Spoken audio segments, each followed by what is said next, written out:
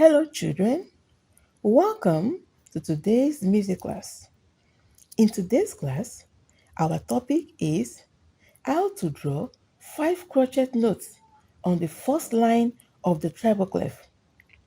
Remember, crochet usually has black note head with a stem.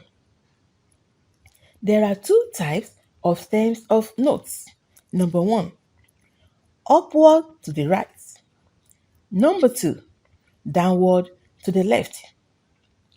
The stem is usually upward to the right on the first and second line of the treble clef. Now, let us draw our crochet on the first line of the treble clef. So children, that is all for today. Hope you enjoyed the class. See you in the next class.